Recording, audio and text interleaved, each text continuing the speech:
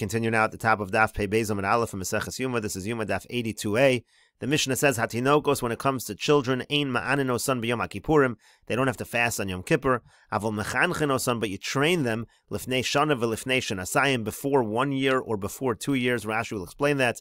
B'shvil sheyiyu regilin b'mitzvahs, in order that they become accustomed to doing mitzvahs. And Rashi over here says, Ein ma'anin osan, ein chayavin limnoa mehen meichel, you don't have to prevent them from eating, they don't have to fast on Yom Kippur because they're not yabar bas mitzvah.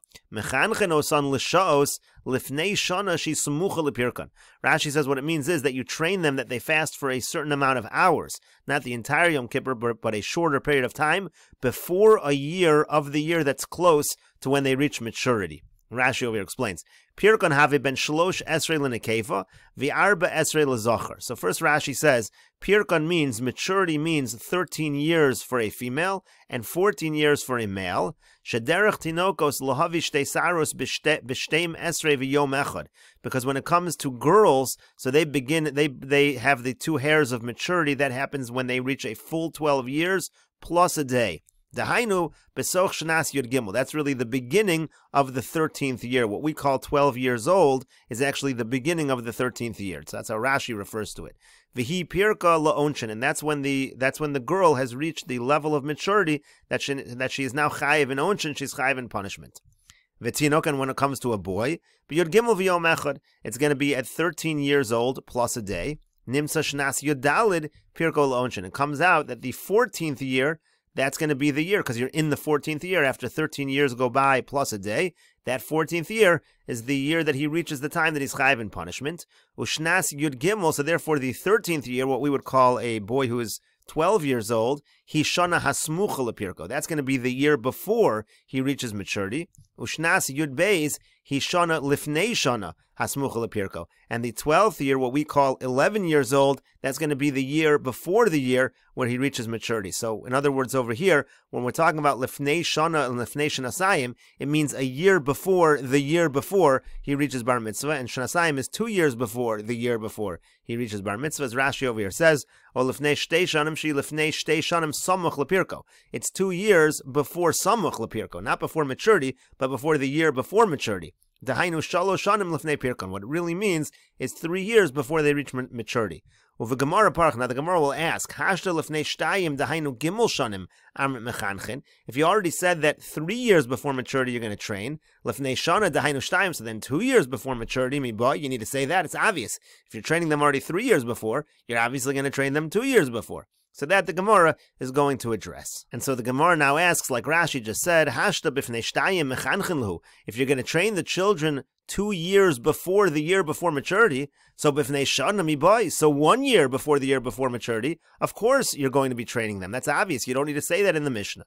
So the Gemara answers, Amar Rav Chisda says, Lokash is not difficult. Ha b'chola, ha b'bari. In one case, we're talking about a child who is sick. Now, in this case, it doesn't necessarily mean sick. It just means weaker. And in the other case, you're talking about a stronger, a healthier child. In other words, the idea over here is if you have a child that's strong, that's healthy, so then already 3 years before maturity, you start training them to fast on Yom Kippur. If you have a child who's a little weaker, so then you do it 2 years before maturity. That's when the training begins. And the Gemara continues, Amar Rav Huna says, Ben chesu ventes, when you have a child that's 8 or 9 years old, mechanchen oso l'shos, that's when you begin to train them that they should fast for several hours. Ben Yud Yud Aleph, and when they reach 10 or 11 years old, mashlimin midrabanan, then they have to complete the entire fast on a derabanan level. And Ben Yud Beis mashlimin midoraisa, and when the child reaches 12 years old, they have to complete the fast on a doraisa level, bitinokes. And this entire statement is talking about a girl. And Rashi over here explains, Amar Rav Huna ben Shmona libori.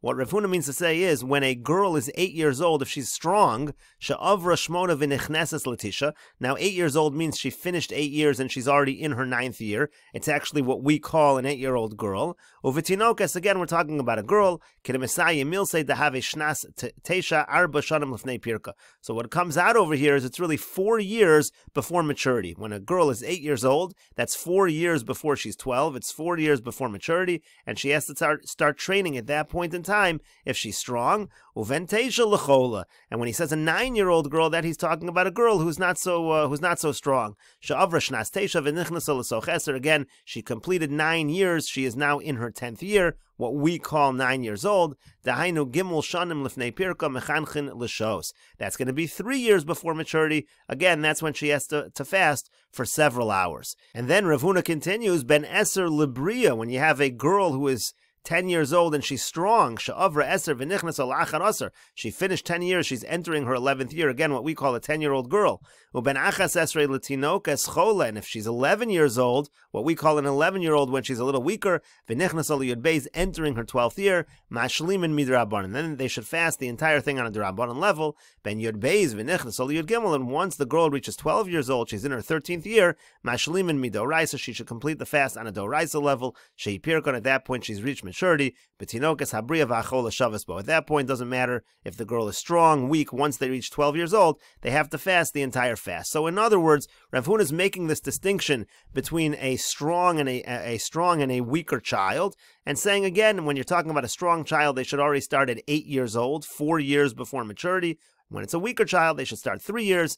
And then also, again, Rav Huna says that when the child reaches 10 years old or 11 years old, depending strong or not, so then they should already complete the fast on a D'Rabbanan level. Rav Nachman says, now Rashi points out, Rav Nachman is not arguing on Rav Huna. Rav Nachman is just talking about a boy.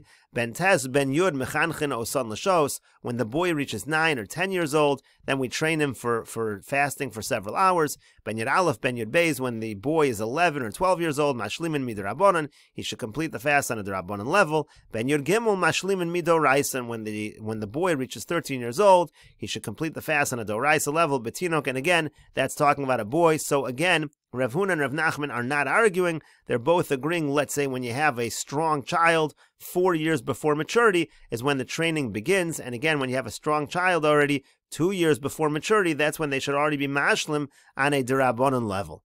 So the Gemara now continues. Rabbi Yochanan says, no, hashlama d'Rabbanan leka. There is no concept of hashlama on a d'Rabbanan level. There's no idea that before a child reaches maturity, they have to fast the entire thing on a d'Rabbanan level. Rather, the halacha is as follows.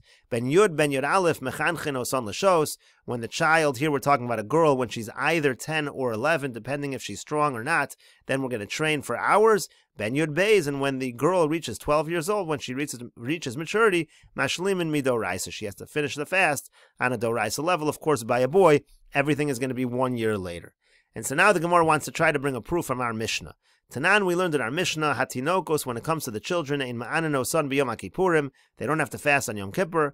Aval Mechanchin Osan lifnei shana v'lifnei shtayim. But you have to train them before a year or before 2 years. Now, the way we understood it when we read the Mishnah was, before 1 year means 1 year before the year before maturity. So 1 year is really 2 years before maturity. And 2 years really means 2 years before the year before maturity, which is really 3 years before maturity. So the Gemara now says, Bishlamel Rav Huna v'Rav Nachman. I can understand this according to Rav Huna and Rav Nachman. Remember, Rav Huna and Rav Nachman say that the training begins technically 4 years before maturity. So how can I understand our Mishnah? We understand as follows. Lifnei shana v'lifnei shtayim. You know what it means before 1 year and before 2 years? What it means is lifnei shana lidivrehen v'lifnei shtayim lidivrehen. What it means to say is before a year from the year that they're fasting on a D'Rabbanan level, and before 2 years before they're fasting on a D'Rabbanan level. And Rashi over here explains. Tanan, we learned in our Mishnah, Mechanchin oso l'shos, lifnei shana dahainu shtei shanim, v'lifnei shtayim dahainu shalosh. Again, the way we understood the Mishnah was, you start to train the child to fast for several hours before 1 year, which is really 2 years before maturity, and before 2 years, which is actually 3 years before maturity. So Rashi explains. Bishlamel Rav Nachman ul Rav Huna. This makes sense according to Rav Nachman and Rav Huna. The Amri iko hashlama midrabanan, because they say there's a concept that a child has to fast on a d'Rabbanan level the entire fast even before they actually reach maturity. Now, even though they said that the training of a healthy child starts 4 years before maturity, and here our Mishnah at most is saying 3 years, they can simply say that our Mishnah is talking entirely about a chola. There is no part of the Mishnah that's talking about a healthy child. The Mishnah is only talking, again, according to Rav Nachman and Rav Huna, about a child who's a little bit weaker. And so there we said the training actually starts 3 years before. So the question is only going to be, what do you mean by 2 years before? V'hachi kamar. So here's how they'll understand the Mishnah. Mechanchen oso l'shos shtei shonim lifnei hashlomas divrayim. The Mishnah means to say that you begin to train them 2 years before they have to fast the entire thing on a D'Rabbanan level. Sheheim shalosh lifnei hashlomas de divrei Torah, meaning really 3 years before maturity. So in other words, that what the Mishnah means to say is 3 years before maturity, which is really 2 years before they start fasting on a D'Rabbanan level. Kedekama Rav Huna, like Rav Huna said, the Shana Asiris Mechanchenes Hatinokas Hachola L'Shos, Shehi Lifnei Shana Hasmucha Leperek Hashlamas Divrayim. Rav Huna again said that when the girl is in her 10th year, what we call a 9-year-old girl, that's when, if she's a chola, she begins to fast for several hours. And what is that really? That's the Lifnei Shana, that's before a year of the year before they're fasting on a D'Rabbanan level. In other words, the year they're fasting on a D'Rabbanan level is going to be the year before Bas Mitzvah, when they're 11. The year before that is going to be when they're 10. And then the year before that is when they're 9. That's when they're going to begin the training. So that's Lifnei Shana, that's a year before Hasmucha Leperek Hashlamas Divrayim. It's a year before, the year before they're fasting on a D'Rabbanan level, a total of 3 years before maturity. She B'Shnas Yud Beis L'Chola, again, that's in the 12th year, when a girl is 11 years old, when she's a little bit weaker, that's when she's fasting on a D'Rabbanan level. Dahainu Lifnei Shtayim Hasmuchim Leperek D'Oraisa. That again is 2 years before, the year before, where they reach maturity on a D'Oraisa level. Again, the basic point is, according to both Rav Nachman and Rav Huna, when you're talking about a girl who is qualified as a chola, she's going to begin the training 3 years before, and the Mishnah simply means she starts 3 years before maturity, which is actually 2 years before she's going to fast the whole thing on a D'Rabbanan level. That's how they can understand the Mishnah. But the Gemara continues, Elul Rabbi Yochanan Kasha, but according to Rabbi Yochanan, the Mishnah is difficult. We have no way to read the Mishnah. Rashi over here says, Elul Rabbi Yochanan Kasha l'didei lo mesukam masnisin klal. According to Rabbi Yochanan, we have no way to understand the Mishnah. Because first of all, Rabbi Yochanan doesn't have a concept of hashlama. So he can't say the Mishnah means 3 years before and 2 years before, depending whether you're talking about hashlama or whether you're talking about when she's really mature on a D'Oraisa level. The Tema Masnis and Choda Katani. You can't say the Mishnah is talking about one child and just measuring from different points in time. Like we said, according to Rav Huna and Rav Nachman. And Rashi says further, V'reisha b'chola v'seifa b'bari, to say that one part of the Mishnah is talking about a child who's a chola, and another part of the Mishnah is talking about a child who's a bari. Like Rav Chisa said, Nami lo sukma. You also can't say that works according to Rabbi Yochanan. Demasnisim katani shalosh lebari u'shtayim lechola. Because according to that reading the Mishnah was saying a healthy child begins training 3 years before maturity, and 2 years if the child is a chola. Rabbi Yochanan didn't give those numbers. Rabbi Yochanan said shtayim lebari v'achas lechola. Rabbi Yochanan says the training begins 2 years before for a healthy child and 1 year before for a chola. So the numbers don't really work out according to Rabbi Yochanan. So the Gemara gives a very simple answer. Amar lach Rabbi Yochanan will respond, Mai shana oshtayim. When it says in the Mishnah a year or two before, it doesn't mean a year before the year before, which is really 2, and 2 years before the year before, which is really 3. It actually literally means the year before maturity, or 2 years before maturity, depending on whether the child is a chola or not. It means shana oshtayim samach lepirkan. It means a year or 2 before they reach maturity. As Rashi over here says, Omer loch Rabbi Yochanan, lo tisni lifnei shana. Don't have in the Mishnah lifnei shana, the mashma shtayim. The phrase lifnei shana sounds like 2 years before maturity. V'lifnei shtayim, don't have it say in the Mishnah before 2, the mashma gimel shana, which implies 3 years. Ela ema, rather read the Mishnah simply. Mechanchen osa shana samach lepirka b'chola. 1 year before maturity, that's for a chola. That's when you're going to start training a child who's a little bit weaker. Ushtayim lebari, and 2 years before, that's going to be a bari, and that's going to fit exactly with what Rabbi Yochanan said. And the Gemara now continues, Tashma, come in here another proof regarding this machlokas amoraim. The Tani Rava Bar Shmuel, because Rava Bar Shmuel taught, Tinokos ein ma'anino son b'Yom Kippurim. Again, when it comes to children, they don't have to fast on Yom Kippur. Aval mechanchino son shana o shtayim samach lepirkan. But you begin to train them 1 or 2 years before they reach maturity. So the Gemara says, B'shlam Rabbi Yochanan nicha. According to Rabbi Yochanan, this is perfect, because that's exactly what Rabbi Yochanan said. By a weaker child, you begin the training 1 year before maturity. By a child is stronger, so you do it 2 years before. Ela l'Rav Huna l'Rav Nachman kasha, but according to Rav Huna and Rav Nachman, this is very difficult, because again, according to Rav Huna and Rav Nachman, the training is going to begin 4 years before maturity, or if it's a chola, it's 3 years before maturity. But you don't have this idea of 1 or 2 years before maturity. So the Gemara says, Amri loch Rabbanan, you know what the Rabbanan, you know what Rav Huna and Rav Nachman will say to you, Mai chinuch nami dekatani, what does it mean over here when it says in this brisa 1 or 2 years before? What's the chinuch we're talking about? Hashlama, we're talking about Hashlama, and that actually does fit with what they were saying, because they said that on a D'Rabbanan level, the children have to complete the entire fast either 1 year before maturity for a chola, or 2 years before maturity when you're talking about a child that is strong. So the Gemara says, "Umikari lechinuch hashlama." But 1 second, do you call chinuch hashlama? You're going to say mechanchen osa when you're really referring to hashlama, to completing the entire fast. V'atanya, but we learned in a brisa. What exactly is this training for several hours? So the idea is as follows. Let's say a child normally eats 2 hours into the day. So then you give him 3 hours into the day, you give him food, you make him delay a little. The child normally eats 3 hours into the day. So then you have him eat 4 hours into the day. It just means a little bit of a delay. So the term chinuch does not apply to Ashlama. So the Gemara answers, Amar Rava Barula. Rava Barula says, Trei chinuche have.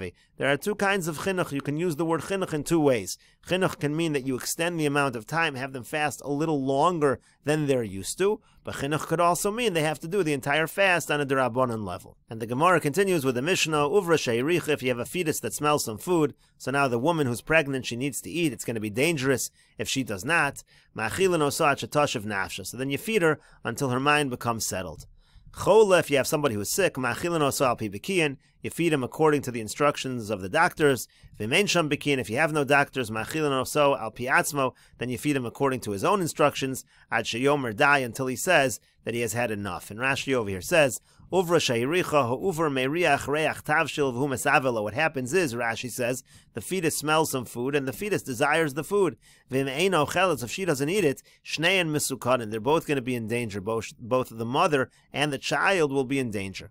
Al pi bekiyin, through experts, meaning im yomru, shnei rofim, if 2 doctors say, shu mesukan imeno ochel, that this individual is in danger if he doesn't eat, so then we're going to feed him on Yom Kippur.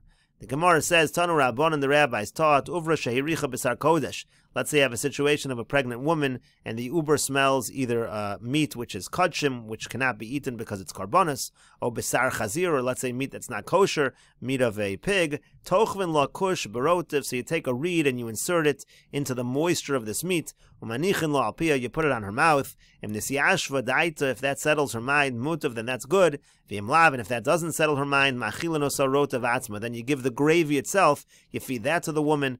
V'im nisyashva daita mutav, if that's effective, very good. V'im lav, and if not, ma'achilin osa shuman atzmo, then you give her the fat of the non-kosher or the B'sar Kodesh itself. She'ein loch davar she'omid b'fnei pikuach nefesh, there's nothing that stands in the way of something that can endanger somebodah life, chutz me'avodah zara v'giloi arayos u'shvichas damim, except when it comes to avodah zara, when it comes to giloi arayos, when it comes to relationships, incestuous relationships, and when it comes to shvichas damim, murder, those issues, those are things that you're not allowed to violate even if it's dangerous to life, but otherwise, all other averos you're allowed to violate if there's a danger to life itself. And the Gemara now brings the source, Avodah Zarah Minolan. Where do we know this idea by Avodah Zarah that it's Yehareg Val Yavor, better to be killed than to transgress? The Tanya, as we learned in a Brisa, Rabbi Eliezer Omer, Rabbi Eliezer says, Im Namar B'chol Nafshecha, it says you have to love Hashem with all your soul. Lama Namar B'chol Modecha, so why does it say B'chol Modecha, with all of your money? If Im Namar B'chol Modecha, if it says with all of your money, with all of your property, Lama Namar B'chol Nafshecha, why does it say with all of your soul? So the pasuk means as follows. Let's say you have a person who his body is more beloved to him than his money. So for such a person, the pasuk says, you got to love HaKadosh Baruch Hu with all your soul. Let's say you have an individual whose money is more important to that person than his own life. That's why it says, you have to love HaKadosh Baruch Hu with everything that you have. Giloy arayos u'shvichas damim minolan.